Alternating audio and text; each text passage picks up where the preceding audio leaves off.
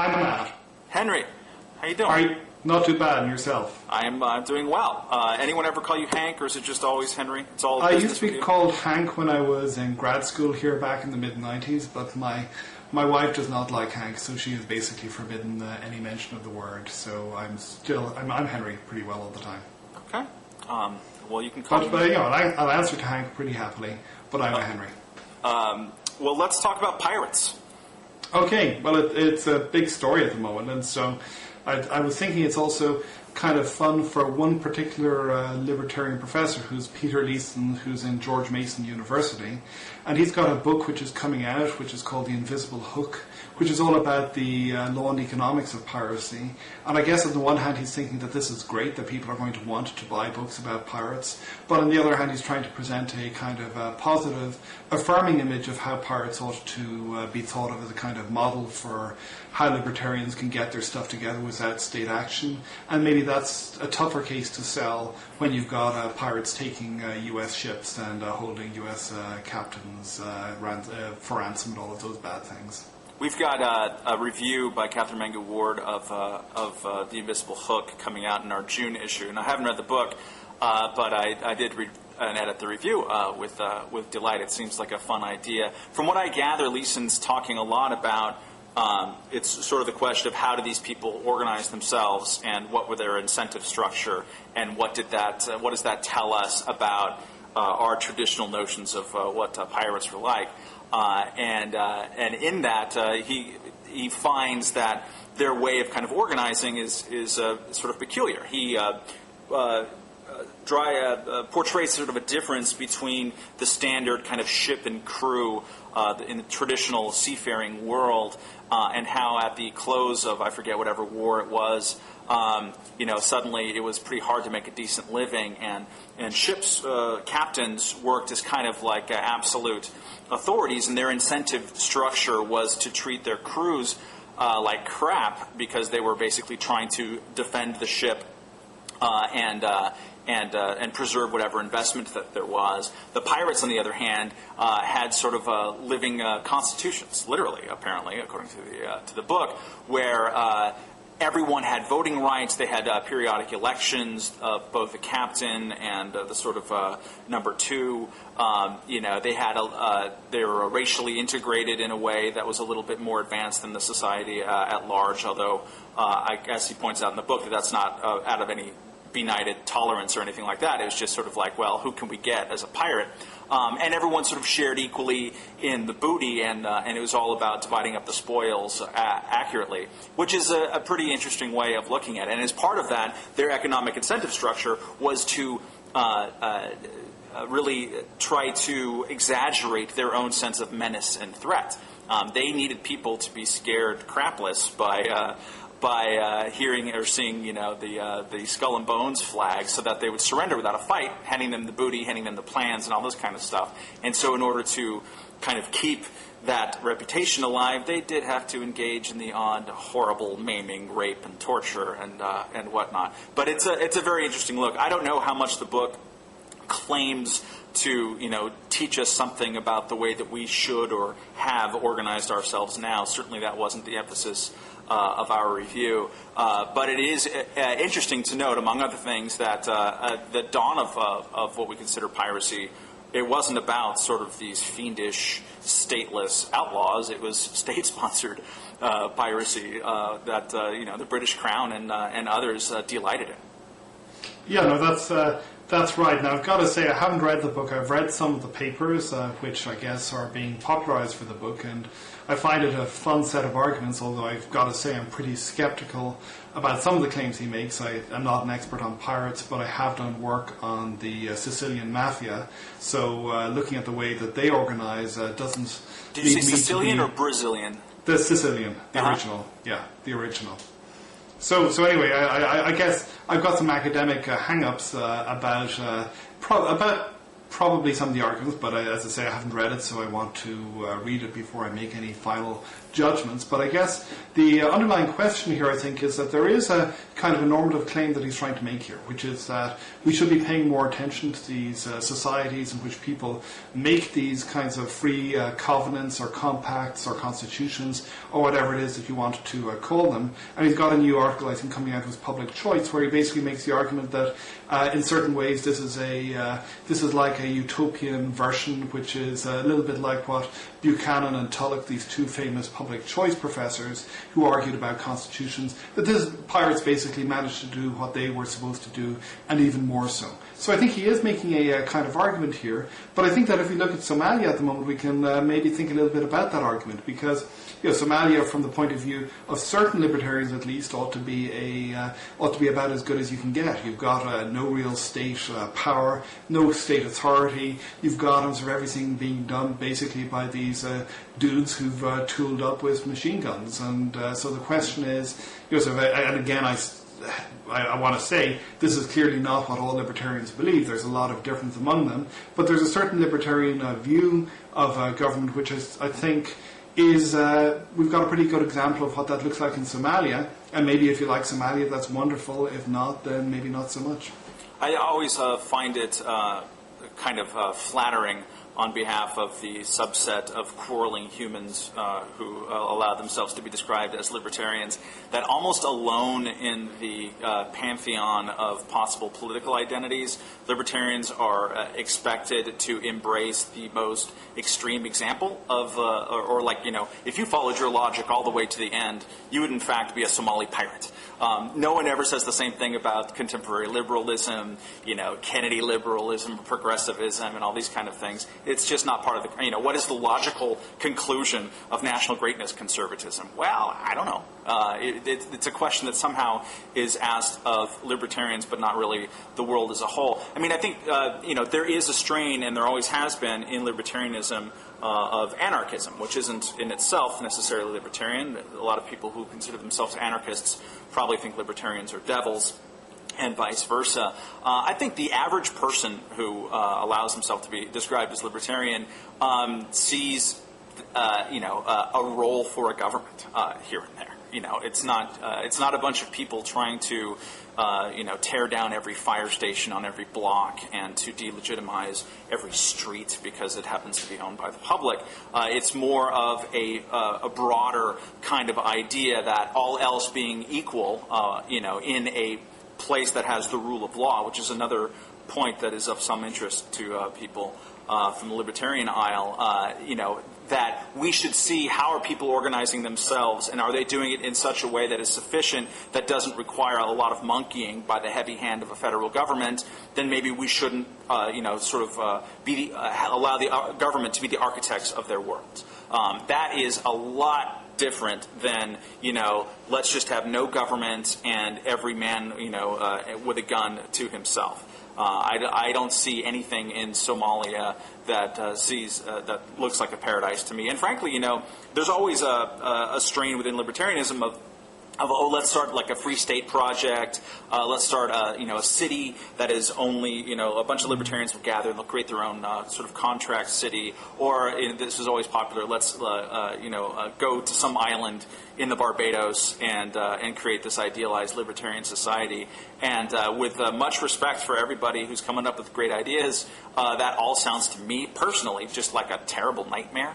A society that's organized around people who broadly share my political beliefs sounds to me about as exciting as pulling out my own teeth. I don't want to be around people who think like me, because that just strikes me as sort of weird. But speaking of people who think like one another, we have tomorrow a bunch of tea. What are they calling tea bag parties? Well, can I just respond to you quickly on the pirate thing? Because I think on the one hand you're right, and as I say, I'm not trying to hang this particular thing around the neck of all libertarians. But on the other hand, I do think that there is a tendency within libertarianism to and within the organised forms of libertarianism to embrace the crazy to a somewhat greater extent than is seen in other parts of the political spectrum. And here, so you talked about these utopian schemes, which I kind of am fond of the people who are doing this. So I think that we could have a little bit more, we could do with a little bit more utopianism in American politics. But I also think, as we see, for example, I think it was last week that Cato held a panel on seasteading, which is a particularly crazy version of this argument. Basically, this idea that we can all go out to sea and have these floating maritime communities, which will be free from the law and will be able to sort of escape from the tyranny of states. And now, I'm sure that the panel was probably composed of people who were as much critical of this notion as people who were proposing it. But I also don't think that you see panels that say that the American Progress people, where they're mounting panels on monopolizing the means of production and taking it over, good or bad idea. So I think there is a little bit more crazy being embraced in the libertarian movement. Not to say that all libertarians are crazy by any stretch of the imagination. Not even to say that this is necessarily all bad, because I think a bit of utopianism is not a bad thing. But it does seem to me that there is a little bit more official, quasi-official embrace of some of the more far-out notions within libertarianism than there are in other parts of the political community. A couple of points on that. One is that anytime you have a two-party system that is entrenched, it's a legalized two-party system, all third parties are going to look half insane. There's no getting around it, because they're going to attract the kind of people who, intrinsically do not want to be part of a majoritarian culture. And so they're going to go with enthusiasm to enthusiasm and try out different models that are futile in many ways on their face, and yet go through it anyways. And when you're in that position of minority, you don't really get to spend a lot of time picking and choosing, who gets to belong to your minority fringe. That doesn't, of course, stop every third party from having, constant internecine warfare and putsches and things like that. The Libertarian Party is especially talented at that. But in general, third parties in a place where the two-party system is rigged are always going to sound at least half crazy. Another thing is that, though, to give the half crazy their due, 40 years ago, 50 years ago, it was a half crazy notion when you say we shouldn't have a military draft. This was an outlying thing. Every major Western democracy had a military draft, just like they tell us about these days. Every major democracy has state subsidies for television, and so therefore America should start bailing out their newspapers, which is an awful, awful idea. And libertarians, for a long time, were sort of lonely, saying, actually, conscription is among the most evil things that a country can do and a government can do. Eventually, a position that seemed totally crazy became mainstream, became policy, became accepted. The same thing has happened with all kinds of things, like airline deregulation, trucking deregulation, things that we now sort of take for granted. Why should the government be setting prices for, the price of the cost of a sandwich on an airplane, which it used to do? That was a lonely position in 1971 that Reason Magazine and the back issues that are behind me as we sit were talking about, knowing that sounded crazy to the generalized audience, yet trying to explain why maybe that's okay. And this is not an elaborate defense of seasteading. I think, what the hell, it's harmless. If it's not going to hurt me, do what you like. String together a bunch of old 2-liter bottles and go crazy. It's not personally my cup of tea. I don't, at the same time, see it as anything that's sort of dangerous. And it's an interesting intellectual idea, of whether it's sort of a secession within a broader state, or just like, are there places where people can go where they don't belong to a country? Eventually that's going to be an issue if we ever colonize the moon or whatever the hell. So I don't see this as some kind of dire, like, oh my God, these Dungeons and Dragons kids are going to take us down, anytime soon. And I'm not worried about eccentricity at the end of the day. The Center for American Progress, I'm much more worried tangibly about what they think is a good idea with my tax dollars than by any eccentricity of a marginalized sort of fringe character talking about pie-in-the-sky ideas on the libertarian fringe. We're talking about people who want to spend tons of money bailing out banks, bailing out Chrysler and GM, and also sort of keeping their gravy train open to and from the government. That, to me, is much more perfidious, and yet is sort of accepted without comment. Well, we can, again, I would say, two things in response. So maybe we'll get off this, because I think we agree on a fair amount of this. First, as to say, I think we both agree that a certain amount of the crazy can be a good and a useful thing, because sometimes crazy ideas turn out to be less crazy on examination than they might look to be at first. The second thing is, that in some respects the criticisms you're making of the American Progress people, they're problems that Cato, I think, has been grappling with and grappled sort of during the Bush administration, where my perception as an outsider was that there were some people within Cato who were sort of quite happy with the Bush administration and who didn't want to necessarily rock the boat all that much as long as taxes were being lowered, even if the fiscal position didn't look all that great. At least they're going in the right direction. There were other people who felt that this was a bad idea. And of course there was a sort of very big split that was, I think, pretty public apparent over the question of the Iraq War and whether or not going to war under these circumstances should be considered to be a libertarian or non-libertarian idea. So I think you're right about the fact that sort of the closer you are to the centre of power, the more likely it is that there will be opportunities for corruption. I think that sort of libertarians are maybe in a slightly unusual position in this, in that, as you say, they're not part of the mainstream of either party. But by the same token, I think there are certain cross pressures which I don't think Cato, by any stretch of the imagination, was immune from during the years of the Bush administration. And I suspect that it's a lot more comfortable for Cato at the moment to be on the sort of outside again, rather than trying to think about sort of what kinds of political compromises are the right ones to make. I'll let Cato defend themselves. I think broadly speaking, they were not a very pro-Bush outfit, certainly for the last 4 years. And I would have a difficult time assessing otherwise. The people I know there are no fans of Bush or the modern Republican Party. I'll talk for Reason for a second. And that Reason, before I started working here, which was in 2003, and I've come back and forth between them, but Reason has been very early and I think consistently highly, highly, highly critical of Bush and the modern Republican Party. And I mean, there's an interesting split that we probably shouldn't get into, but I think older libertarians, the Republican Party seemed more of a natural home because there was a tradition, and there is an active tradition within the Republican Party of at least mouthing a certain amount of small government principles, even though very few people, almost nobody, actually governs by them. But also there was sort of a broader anti-communism tent and some other kind of traditions that overlapped. But I think basically, libertarians younger than me, there aren't a lot of people. There are some, but there aren't a lot who sort of feel comfortable, certainly with Bushism, but also with the Republican Party, outside of maybe Ron Paul or some other people. It doesn't seem like, why would we have any kind of alliance with those people? But, I mean, again, I don't want to speak for the entire world there. I personally find it to be a much more, autonomous position to be in as a human being, not to be tethered to any of these, goddamn political parties, including the Libertarian Party.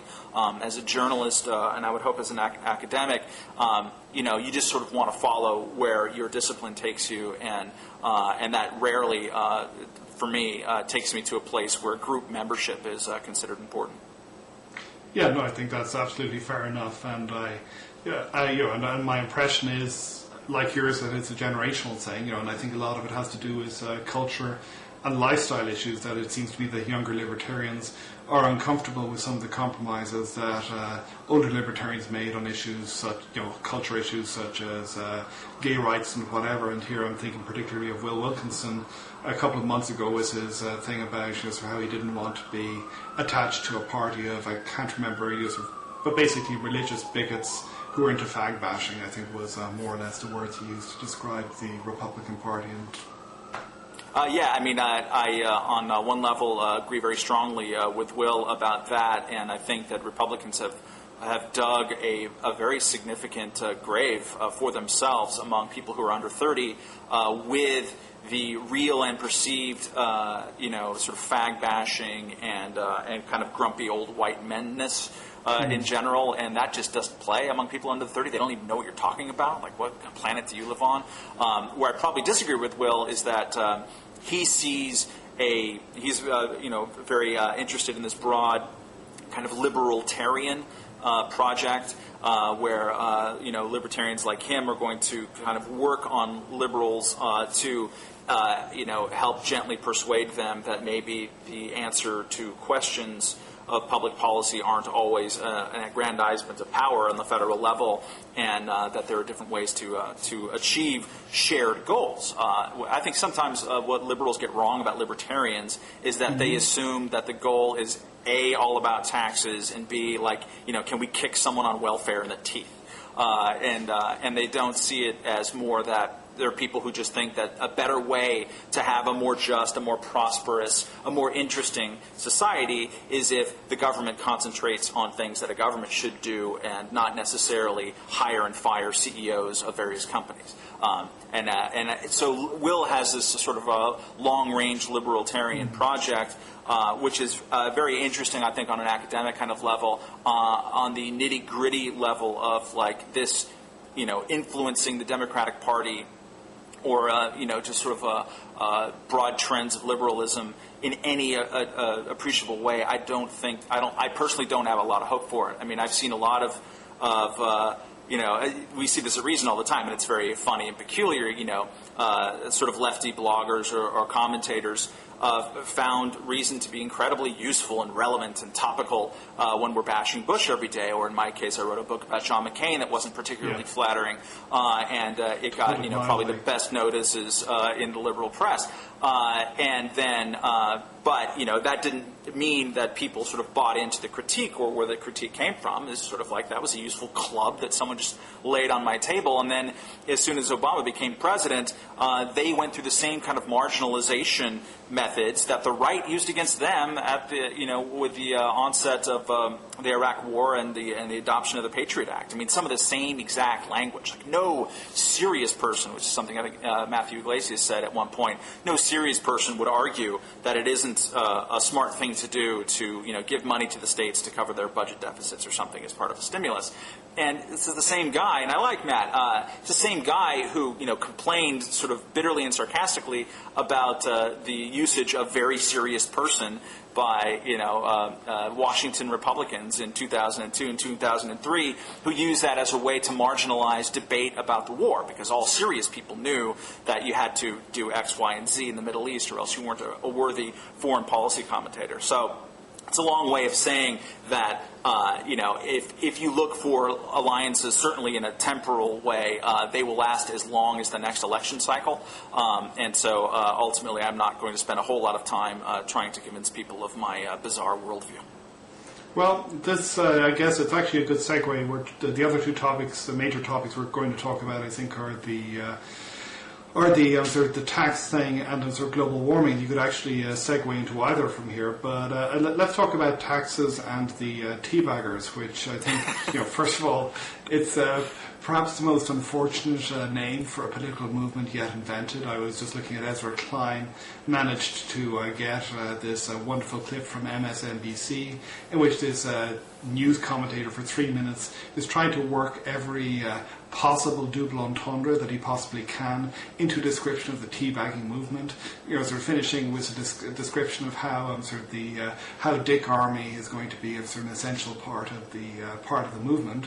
So, but apart from that, there was an interesting piece by Dave Weigel in the Washington Independent today, which is I think the biggest or most extensive account I've seen of the teabag movement to date, which talks about some of the tricky issues that maybe are being navigated. And here, I think, reading this piece, I think it's pretty clear that, to me, that Paul Krugman's piece, where he basically argued that this was all astroturf by the Republicans, is sort of exaggerated. I don't think that's true, but that there's a real sort of question there as to how far this movement wants to, is and parts of it clearly are being organised by the Republican Party, parts of it are being organised by people who don't necessarily want to have anything to do with the Republican Party, and people are trying to confront, including libertarians, the question of how far do they want to be associated with, say, for example, people like Newt Gingrich. It starts with a quote from a libertarian who says, well, I wanted to be part of this until Newt got involved and then, as a result of that, and given the ways in which Newt has compromised, I basically decided to get out. So what's your view of the grand teabagging Dick Armey movement? I think that we could have had this mirror of a conversation 4 years ago talking about international answer and anti-war protests. International Answer is, vaguely Stalinist. Can you be vaguely Stalinist? That's kind of difficult. Organization that happens to, be better at putting together anti-war protests than most other people. And so what you saw back then was that almost every single large protest, or even small one, you get an army of Michelle Malkins out there with cameras looking for the person who is saying, Mumia was right, go kill a cop, or whatever. The same thing actually happened in immigration protests in L.A., which I covered. You could be at a protest with 100,000 people, and the number of American flags outnumbered Mexican or Salvadoran flags by like 20 to 1. And you betcha that anti-immigration bloggers, very active in the blogosphere, would find whatever most alarming, kind of Aztec flag that they could. It's an old game to sort of look at how weird street protesters are, and there's no question that they're weird and inherently funny on some level. And the way that we all kind of process them, the way the media processes them, is just very kind of sporadic. It's incoherent. It sort of depends on the mood of the time. I'll never forget being in New York for the Republican convention of 2004, and we've kind of scrubbed this from our collective national memory, which strikes me as bizarre, but there was something like 200,000 people marching against the war and against Republicans in New York then, and it was just kind of treated with a shrug. It was very, very weird. I won't put the, whatever teabag protest is going on in Washington in that same context necessarily. I will say that it is interesting that this is popping up all over the country. I think that there's definitely a bit of spontaneity to this, that the vast right-wing conspiracy hounds out there are perhaps at least somewhat in denial about. I think that every conspiracy that it involves, like who's making this an AstroTurf thing, involves, if I'm not mistaken, Charles Koch, who's a big funder of libertarian things. And I just got to say that if that is true, you would think that maybe some people who are occasional recipients of that funding or who live in that universe would have heard about it or been active. I mean, we've written very little about the teabag protest, probably to our discredit. We'll be covering it a little bit more tomorrow. But I mean, it's just not something that keeps me up at night. So, long-winded way of saying, they're funny. At the same time, I think they do reveal, whether no matter how opportunistic it is, and I think it really is opportunistic. I want to go out there and ask people, like, why weren't you protesting a year ago? I mean, Bear Stearns happened in March, and George W. Bush grew the government by levels not seen since Lyndon Johnson, and he was a bigger regulator since Nixon, and we're all these sort of principled small government people back when their party was in power.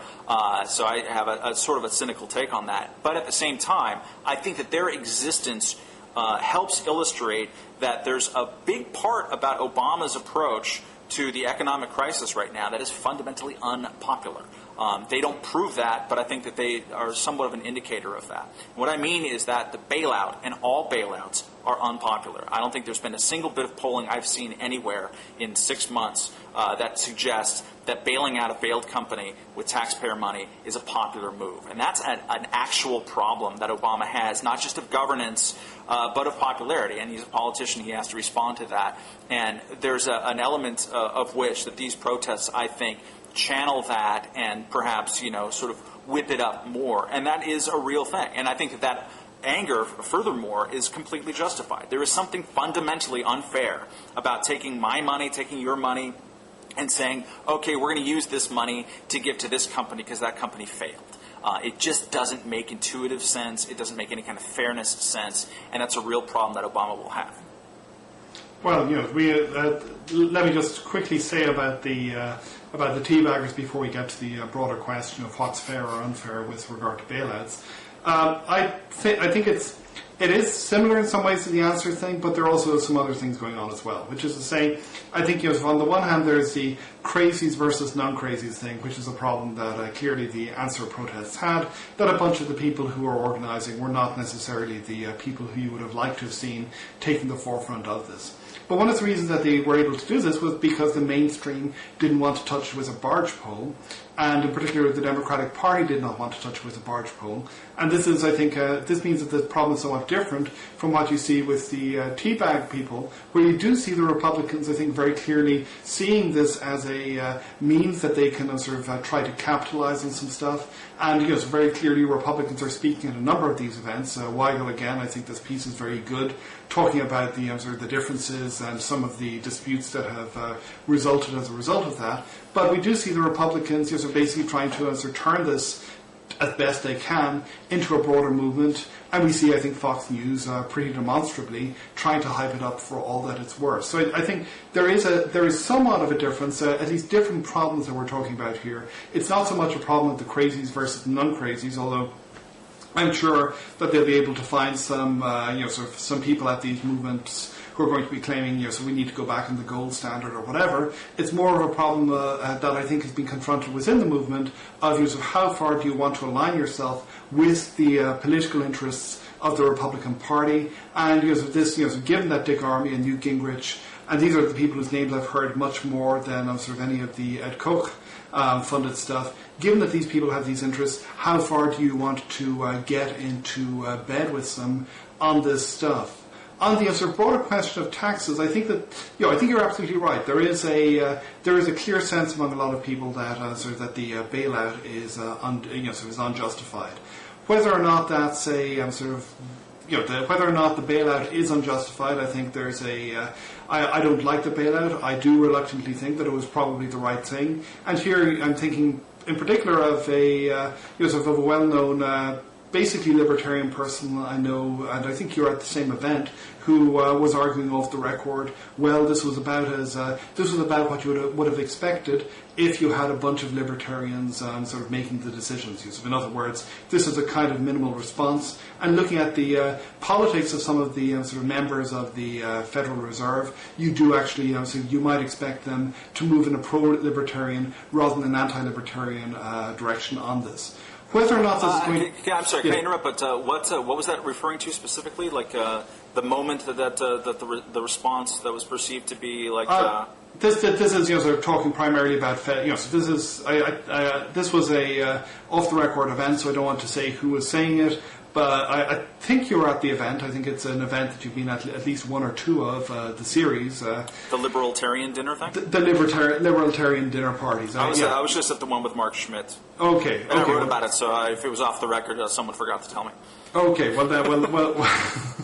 Sorry, Mark. Well, yeah, well, I think it's semi off the record. But anyway, anyway, so I'm incorrect in my recollection then. But the argument that was being made was, well, if you look at the Federal Reserve people, the people who are actually members of this board of governors or whatever the hell it's called, a significant number of these people are would appear to have libertarian inclinations. They had effective veto power. They did not exercise this veto power, and therefore the argument that was being made, and this was by somebody who I think is very definitely perceived as being on the libertarian end of the spectrum, this is probably what you would have expected if you saw libertarians in there confronted with the almighty policy clusterfuck that they were confronted with. Now, you can take that argument or you can leave it, but I think the answer to the interesting question that then is posed is, and this is not a question about what is politically popular or not, what would the appropriate libertarian policy response have been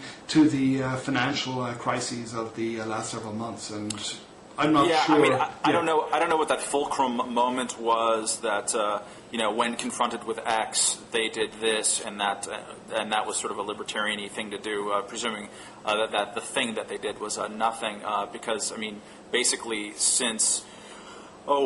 after not long after Bear Stearns, the response has been to do as much as possible. There's been a great scrambling of coming up with new policies to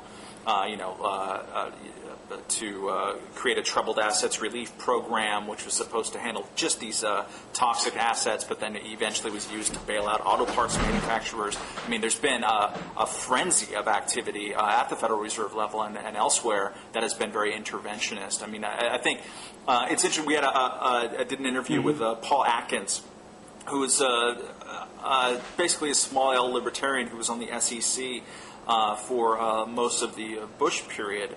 And I had heard him say before, or I had seen him, described in the press as a big deregulator. And so I thought I'd give him the big gotcha, which for me is like, okay, Mr. Deregulator, why were you against creating a sort of clearinghouse structure, mandating a clearinghouse structure to just sort of measure the trades of mortgage-backed securities and various credit default swaps and these kind of exotic instruments that are at the heart of this problem? And his response surprised me, which was that I tried. It turns out that he was looking at all of that and saying, "Oh my God, this pile is just growing like that. It's off the charts. It's getting into the trillions, 58 trillion. I think is the last number on that thing. And we don't know how much people are trading and how much their exposure is. We got to figure that out." And according to his account, at the very least, and I don't have a reason to distrust him,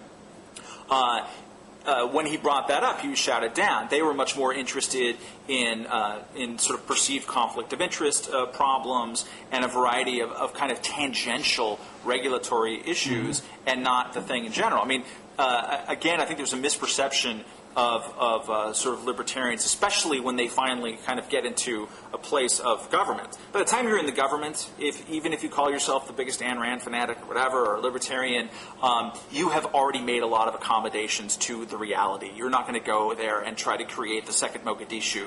You're going to basically say, okay, where and how can we, in a very small way, use kind of market forces, or maybe, reduce this budget from 100 million to 90 million or something like that. It's much more marginal on that level. And Paul Atkins was a guy who said, okay, what are we here to do?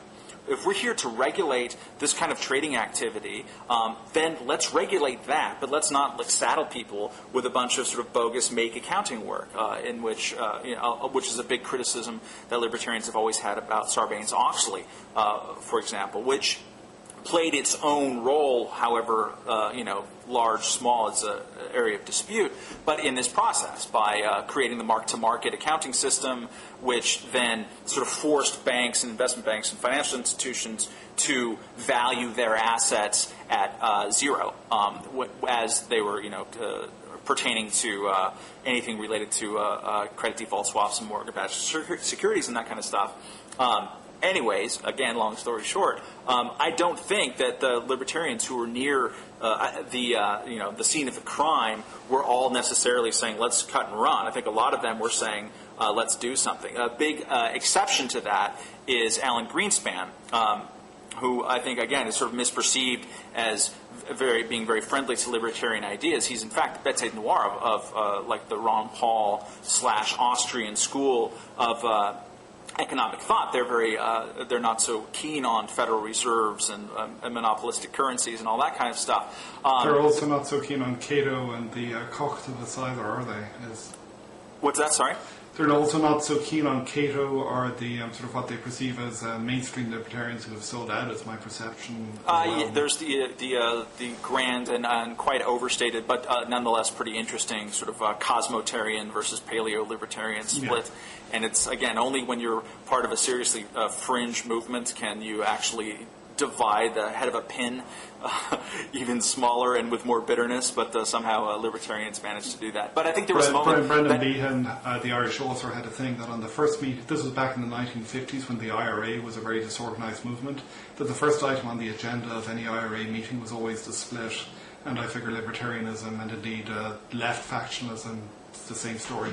Yeah, and which to me is sort of endlessly amusing. But I think that the one smoking gun that people point to is there was a moment, I guess, and you'll probably know this better than I do, when Alan Greenspan was sort of presented with, should we regulate these things? And he said no. And then he's since did a big mea culpa on Capitol Hill a few months back, saying, it was my instinct to not regulate this because I believe in limited government and I am responsible for everything that happened, or whatever he said.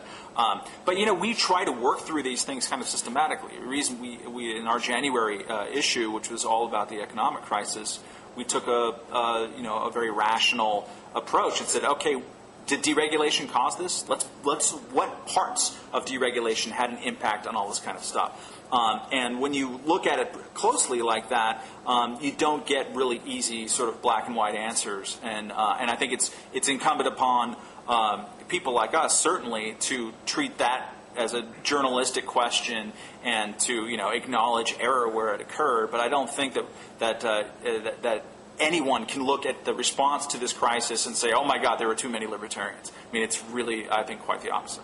Well, I guess that wouldn't be, if I wanted to look at the origin, I think that Wall Street friendly Democrats such as Rubin were just as much to blame as were deregulation at all costs. People who were ideologically committed rather than committed because they were they were aligned with certain views of the world which are congenial to business within the Democratic Party. So I don't think that this is but I guess my question is it's a simpler one, which is, okay, regardless who is to blame for this mess, regardless of whether deregulation is what causes or is not what causes, if a libertarian was placed as a pragmatist in this situation of being the person who decided how to deal with this, what would the appropriate libertarian response be to the apparent and likely crashing of the financial system, of major banking companies and whatever? Is there a more libertarian-friendly way of doing things than the way that we've done than the way that things were done?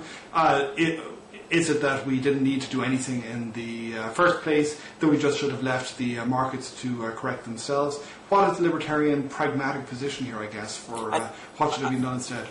To the extent that I can speak for that position, I would say that the root of the problem, the root of this financial crisis, are these mortgage-backed securities. This, as Duncan Black has called it over the years, the big shit pile. And I think any solution to that, any solution to the overall problem of the economy that emanated from that, has to drill down there. It is my belief that what you needed to do was allow there to be developed a market for those pieces of toxic assets. There never really has been. That's because the government early on, as soon as they crossed the sort of Bear Stearns and Lehman Brothers threshold, has been in full maximum response mode. At some point in 2008, Merrill Lynch had a pile of these assets, and they sold them off at something like 20 cents on the dollar. You could have, if you allow big financial institutions to go bankrupt, which doesn't mean total liquidation. It doesn't mean chaos in the streets. Bankruptcy is a process. It happens. Sometimes it's just a reorganization. If you first of all, suspended mark-to-market accounting rules, which made these institutions look worse than they actually were. And those rules were finally suspended or modified, I think, 1 week ago, which was about at least 8 months too late.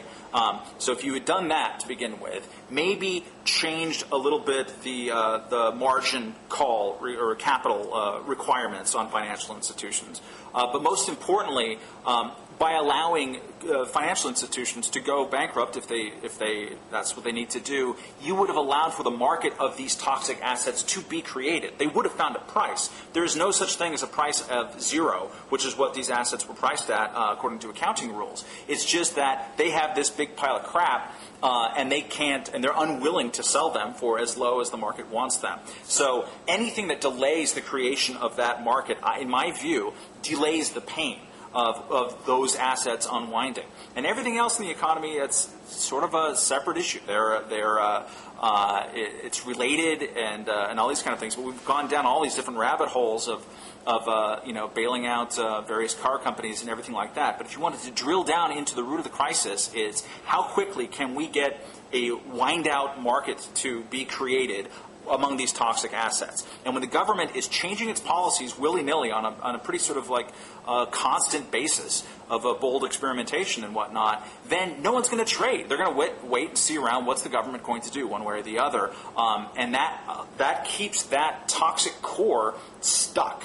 You need to unstuck the core. So in my view, the proper response, whether it's libertarian or not, is to create conditions where that core can be unstuck. And part of that is allowing companies to fail and to get rid of the notion that there is such a thing as too big to fail. I think we've gone in the opposite direction. We've delayed pain, and we're going to be seeing the after effects of this for potentially decades. I guess, well, I disagree with this, but this would get into a much more extended debate. I think that mark-to-market is not the big villain here, and I think that a lot of the problem, as far as I can see from reading about this, is that the assets are simply too complicated to value very easily unless you make these assumptions about risk, which have been shown, these models have been shown not to work extraordinarily well. But and I also think that there is a problem of being too big to fail here. And I think if you look at there's a great book by a guy called Mackenzie, which looks at the last time that the financial system nearly crashed. The ways in which people's images of the market.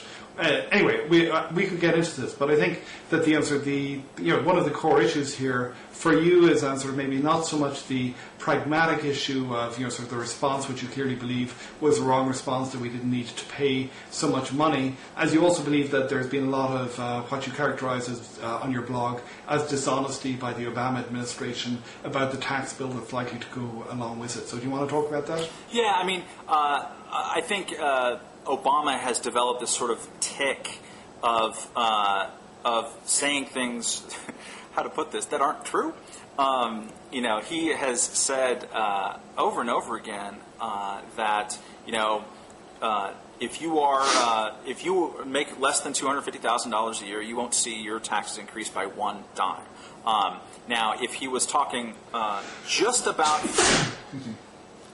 Gesundheit, if he was talking just about federal income taxes, not of people but of households, then he's it's 75% instead of 90%, then he's sort of kind of right.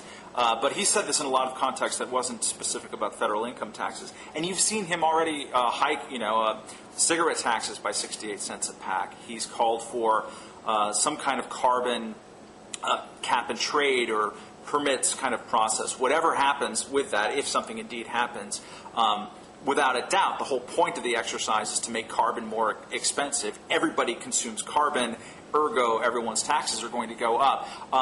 He's sort of constantly saying these kinds of things that are easily refuted by what he says in the very next sentence. And this goes way beyond taxes. It goes things like, we don't want to run GM. And by the way, they really need to consolidate their brands. It's like, do you see the dissonance? But on taxes specifically, and this is true on tax day, he's a guy who said we're going to have a net spending cut and then unleash the biggest sort of budget increase since World War II. He's constantly contradicting himself, and at some point when the honeymoon begins to fade, which it will, I think people are going to be calling him on that. And meanwhile, all around the country, you see people hiking taxes like crazy. I mean, Hoboken, New Jersey had a 40% property tax increase this year. I mean, just imagine that. And sales taxes are being hiked in a dozen different states and various cities. California is just being taxed up the wazoo right now. My former hometown of LA, Lord knows what the cumulative taxes are. And so I think taxes paid out as a global sort of share for Americans on all level is going to be up for basically everybody already. And then if his carbon tax schemes come through, then that's going to be all the more so. And this at a time when we're trying to stimulate the economy, trying to stimulate spending, get us back out there in the stores and all this kind of stuff, strikes me as kind of counterproductive at best. Well, I guess my attitude on this is, First of all, I think that you're clearly right that the tax burden, because the tax burden depends on local taxes as well as federal taxes. It depends on sort of sales taxes and other things as well, and that burden is going to go up. Because whether or not the cap and trade thing is going to get through, that seems to me to be a bit up in the air at the moment. But I also think that there's very clearly a longer-term tax bill that's going to be associated with the stimulus spending, and that this is something which is being downplayed, I guess, both for politically strategic reasons and also I think for non-strategic reasons. So let me talk a little bit about, I think that it may be sort of a relatively responsible thing to be a little bit dishonest about this stuff from the point of view of Obama. And here, I'm thinking about the arguments that are being made about what this fiscal stimulus is supposed to do. And if you look at fiscal stimulus, there is an argument out there among some economists, not all by any means, that fiscal stimulus is self-cancelling in the long run, because if you have a stimulus today, you're going to have to pay for it with increased taxes tomorrow, and this is going to mean that sooner or later it's all going to balance. It's all going to balance out, because people in their consumption decisions today are going to take account of the fact that tomorrow they'll have less money to spend, and so on and so on and so on. I think that this argument, in its simple form, doesn't make any sense, or at least it doesn't seem to reflect the realities of how people actually behave and make economic decisions. But what it does suggest to me is that it may actually be a responsible thing for Obama to actually soft pedal the extent to which taxes are indeed going to increase in the future. Because if you want the stimulus to work, if you don't want it to be counterbalanced by people deciding to save their money or to spend less, then you may not want to give the broad impression that people, so that the economy is in trouble, that spending is going down, and that it's a good idea to save rather than to spend. Now, this is an argument which I make with some hesitation, because I think that arguments for a certain degree of selective honesty are always politically problematic arguments, but I also think that this is something where the verdict should be 2 years down the line, and maybe you're right that people are going to give Obama a lot of grief because he misled them, and I would suspect that over the longer term taxes are going to go up on the middle class as well as on the wealthy at the federal level too. But it may also be that people look at this from a pragmatic perspective and decide that, which way we got through the crisis, and we seem to be doing better than we would have done otherwise, and to let bygones be bygones. In other words, I'm not sure that this is necessarily a political, mortal, or grievous sin. It may just be one of these minor sins that I, as a Catholic, when I was growing up, used to get absolution from, with sort of 3 Hail Marys and a couple of Our Fathers and whatever you're having yourself. As a non-Catholic, as someone who's, probably the person who's influenced my political thinking more than any other human is not necessarily a libertarian, but a playwright president, Václav Havel. His observation, and I think it's a good one, is that any policy by a government that depends, even in part, on a lie, is a policy that is not worth keeping and is ultimately going to be undermined. It'll undermine itself. It'll lose legitimacy among a population as soon as the population realizes that either it's being lied to or it's being asked to participate in a larger lie, which, by the way, is one reason why I think that eventually the drug war is doomed. Certainly the criminalization of marijuana is doomed because it requires us all to pretend that smoking marijuana is a terrible thing. It should be, and that winners don't do drugs and all that kind of crap. Same, I think, can be said in this and other cases involving policy. If it's good policy, you don't need to lie. It's kind of that simple. And when you get into the game of where everything depends on how you portray things and the signals that you receive and all this kind of stuff, to me, a government sets some rules. Hopefully they're not a whole lot of them, but they act much more as an umpire rather than as a shaman, sort of waving their hands and hoping that people will kind of act in this way or that way. Create your simple rules, or maybe they're complicated because of the crisis necessitates it or whatever, hopefully not, and then recede, and and people will find their own levels. I don't think that necessarily you need to sort of to whip them in one direction or another. In this case, I mean, I think part of the mindset is like, well, none of the individual policies are necessarily ones that I would sign up on, but we need to do something. And this is, in many ways, the reason why government always grows, because whenever something happens, you need to do something. There's the same argument that was used, to support the Patriot Act after September 11th. Well, by God, there's a balance between liberty and security, so we need to do something. And it's always marginalized weirdos like us who say, well, wait a second, maybe you don't need to do something, or maybe you need to prove that the something that you're doing is worthwhile instead of just a frenzy of activity that somehow will, at the end of the day, kind of sort itself out. So I'm not a big fan of just sort of the Tasmanian devil style of governance, because among other things, in addition to leading you to places where you're being dishonest, it also it creates a spectacle of its own. Like, when is the Tasmanian devil finally going to calm down and maybe not punch me with his errant fists? It's when people realize that there's a stable set of rules and a predictable set of rules that they're going to be much more likely to act, to spend, to do the normal things of life, in my opinion. I guess my response to that, and this is something which I'll acknowledge, there are a lot of grey areas here. I would have to think more carefully about where I think it's appropriate for politicians to shade the truth a bit, where it's not appropriate and whatever. I think that there is there's a lot of rhetoric in American politics. So you're never going to get a U.S. president, coming out and saying, well, sort of our interventions in the rest of the world are pretty self-interested. If you look at it on sort of whole aspects of sort of the U.S. and U.S. society and culture, massively suck.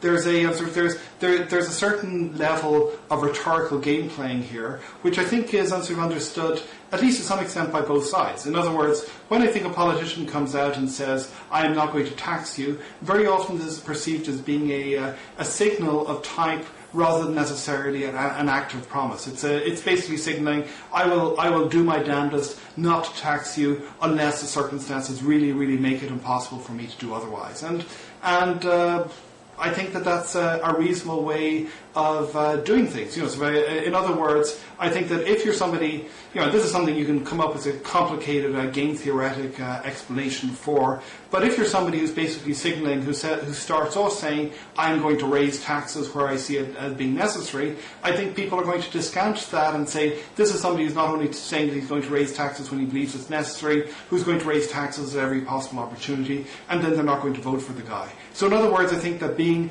actively honest about taxes, in the sense of saying what it is that you actually truly believe in your heart of hearts on this topic, is going to get you into trouble, because people are not going to believe that you're telling the truth. In fact, they're going to believe that you're worse. Your intentions are on the tax front are worse than they in fact are.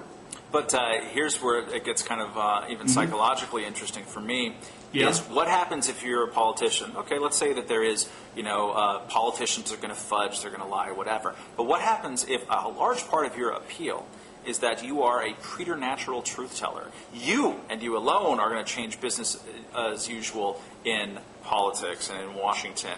John McCain was very much that. That's what attracted to me as him to me as a subject to begin with, is that he was portraying himself as like, finally I'm the person sent down to tell the blunt truth that people in Washington are unwilling to accept, which is always an interesting proposition. And usually someone who says that with a certain amount of fervid conviction, even after they've been shown to not be telling the truth, it suggests something about their personality which frankly to me is alarming.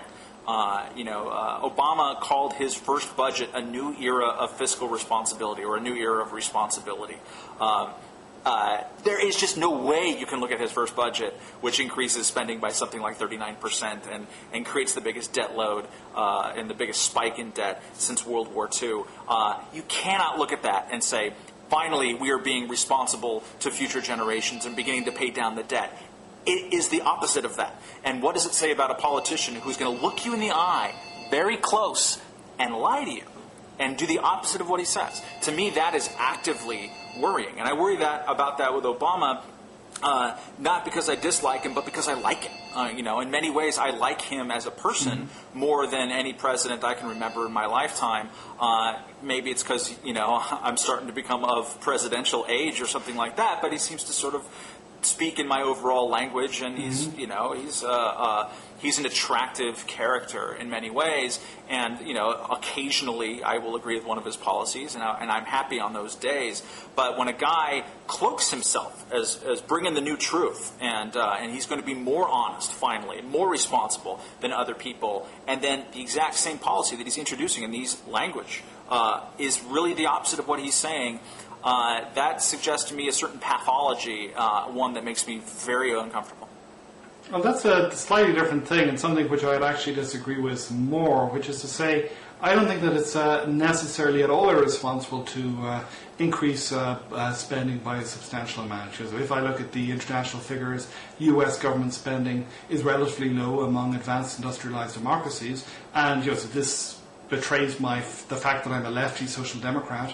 I think that we should have a lot more spending on many of these topics. And here I'm looking at the speech he made today, where I think he pretty clearly laid out his case in this. He was saying, okay, there is this stuff which I'm looking for large spending increases in the areas of healthcare, in the areas of environment, in the areas of this, that, and the other. But this is the equivalent of somebody who, when they're faced with sort of tight financial resources, they continue to spend money, put money aside for their kids' education, because they believe that that's putting money away for the future.